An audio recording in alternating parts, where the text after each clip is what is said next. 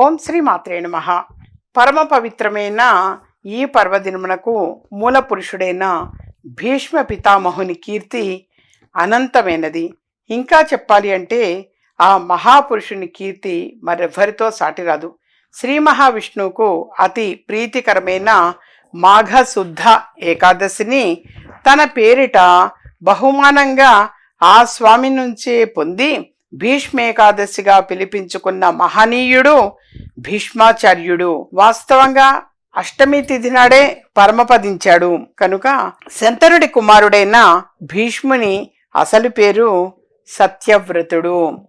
ఈతడు జన్మించిన కొంతకాలానికే తల్లి పరమపదించగా ఆ బాలునికి తనే తల్లి తండ్రి అయి అల్లారుముద్దుగా పెంచుకున్నాడు శంతనుడు. కాలగతిని బట్టి సత్యవ్రతునికి యుక్త వయస్సు వచ్చింది. ఇలా ఉండగా ఒకరోజు శంతనుడు వేటకై అడవికి వెళ్ళినప్పుడు అక్కడ దాసరాజు పుత్రిక అయిన సత్యవతిని చూడడం తటస్థించింది. అతిలోక సౌందర్యవతి అయిన సత్యవతిని చూడగానే ఆయన మనసు చలించి ఊహాలోకాల్లో ఊగిపోయింది. భార్య చనిపోయిన మీదట ఎన్నో సంవత్సరాల పాటు ఏమాత్రం చలించని అతని మనసు ఆమెను చూడగానే అలా చలించిపోయి ఏది ఏమైనా ఆమెను వివాహమాడి తీరాలి అన్నది కోరిక కలిగింది.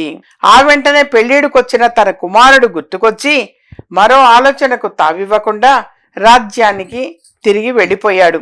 ఎంత మరిచిపోదామనుకున్నా సత్యవతి పదే పదే గుర్తుకొస్తుండటంతో మనసు కుదురు తప్పి మనోవ్యాకులతో చిక్కి శల్యమైపోయాడు. ఆ పరిస్థితిలో తండ్రిని చూసిన సత్యవ్రతుడు విషయం తెలుసుకొని స్వయంగా తనే దాసరాజు వద్దకు వెళ్ళి ఆయన కుమార్తెను తన తండ్రికిచ్చి వివాహం జరిపించవలసిందిగా కోరాడు. అందుకు తటపటాయించిన దాసరాజు సత్యవ్రతునితో, నాయనా, నీ తండ్రిని వివాహమాడితే పుట్టబోయే నా కూతురి సంతునే రాజుని చేస్తానని నీవు మాట ఇస్తే నేను ఆమెను మీ తండ్రికిచ్చి వివాహం చేయడానికి ముందుకొస్తా అన్నాడు. అందుకు సత్యవ్రతుడు, అయ్యా, ఎట్టి పరిస్థితుల్లో అయినా ఆమెకి పుట్టబోయే బిడ్డనే రాజుగా చేస్తాను అని చెప్పేసి వాగ్దానం చేశాడు. అయినా దాసరాజుకి ఇంకా శంక వీడలేదు. నీవు నీ తండ్రి కోసమే నేనడగ్గానే విషయం ఒప్పుకున్నావు సరే, కానీ రేపు నీకు వివాహమైన మీదట నీ భార్య ఇందుకు అంగీకరిస్తుంది అన్న నమ్మకమేమిటి అని అడుగగా, మరి ఈ విషయమే దిగులు చెందకండి, నేను వివాహమే చేసుకోను, కనుక ఉత్తరోత్తరన నా తండ్రికి సత్యవతికి జన్మించిన సంతుకే రాజ్యార్హత వస్తుంది అని భీష్మ ప్రతిజ్ఞ చేసి నాటి నుంచి సత్యవ్రతుడు భీష్మునిగా పేరుగాంచాడు. భీష్ముడు ధర్మవర్తనం తప్పని ధర్మపరుడు. కౌరవ వర్గంలో ఉండి ధృతరాష్ట్రుని మూర్ఖత్వము, దుర్యోధనుని దుర్మార్గము చూస్తుండి కూడా తన మనస్సుని వజ్రం వలె చేసుకొని ఊరకుండిపోయిన ఘనుడాయన.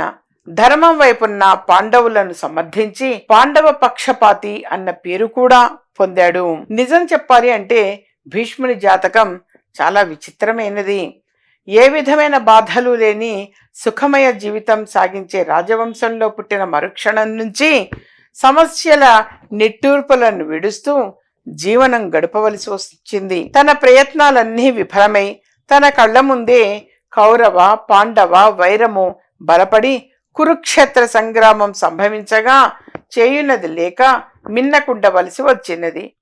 శిఖండిని గాంచినంతనే అస్త్ర సన్యాసం చేసి అంపశయ్యను చేరాడు. మానవుని అంతిమ సమయంలో తనని స్మరిస్తేనే మోక్షం ప్రసాదిస్తానని భగవంతుడు పలికితే భగవంతుడైన శ్రీకృష్ణ పరమాత్మనే తన ధర్మవర్తనంతోనూ తపోశక్తితోనూ మరణకాలమున తన వద్ద ఉంచుకోగలిగాడు. ఆ వాసుదేవుని దివ్య మంగళ స్వరూపాన్ని మనసునందే నిలుపుకొని స్తుతించడమే కాక భగవంతుని 1000 నామాలను ధర్మరాజుకి పరమాత్మని ఎదుటే అంపశయ్య మీద పరుండే వినిపించాడు. ఆ 1000 నామాలే సమస్త మానవాడి బాధలను పోగొట్టే శ్రీ విష్ణు సహస్రనామాలయ్యాయి. పరమాత్ముడే ఆలకించి ఆమోద ముద్ర వేసిన స్తోత్రం శ్రీ విష్ణు సహస్రనామ స్తోత్రం. ఇవి భీష్ముని చిట్ట చివరి పలుకులు కూడా. దక్షిణాయనంలో అంపశయ్య చేరి ఉత్తరాయణం వచ్చే వరకు ఉండి తనకి తాను ఇహలోపు శిక్షను విధించుకున్నాడు.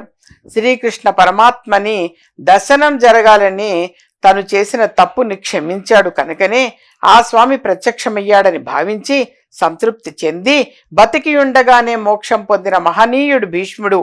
ఈట ఓ పరమ రహస్యాన్ని వివరించుకోవాలి. అదేంటంటే భీష్ముడు పరమపదించినది ఏకాదశి పర్వదినాన కాదని, భీష్ముడు పరమపదించినది ఏకాదశి పర్వదినాన కాదని రుజువు చేసేందుకు మనకి ఈ కింద శ్లోకం అద్దం పడుతోంది.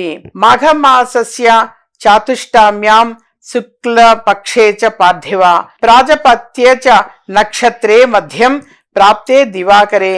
శోభకృతు నామ సంవత్సరం మాఘమాస శుక్లపక్ష అష్టమి రోజున రోహిణీ నక్షత్రంలో అనగా శ్రీకృష్ణ జన్మ నక్షత్రమున సూర్య భగవానుడు నడినెత్తెన ఉన్న సమయాన అభిజిత్ లగ్నంలో ఆయన భగవంతుని స్మరిస్తూ శరీరాన్ని విడిచి పరమాత్మలో ఐక్యమై మోక్షగతిని పొందాడు. ఇది అత్యుత్తమమైన మోక్షం.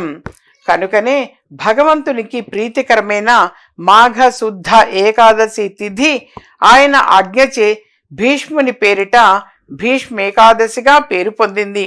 అందువలనే అష్టమి 2 రోజుల అనంతరం వచ్చే ఏకాదశిని భీష్మ ఏకాదశిగా పిలుచుకుంటున్నాం. భక్తులకే దక్కని మోక్షగతిని భీష్ముడు పొందడం ఎంతో ప్రశంసింపదగినదిగా ఆర్య ఋషుల వాక్కు. పరమ పవిత్రమైన ఈ ఏకాదశి రోజున శ్రీ విష్ణు సహస్రనామావళి చదివి ఆ భగవంతుని ధ్యానించటము అనేది ఉత్తమోత్తమ మార్గము. అందువలనే అప్పటి నుంచి కూడా ప్రతిరోజు విష్ణు సహస్రనామావళిని తప్పనిసరిగా మనందరము కూడా చదవటము అనేటువంటిది జరుగుతున్నది.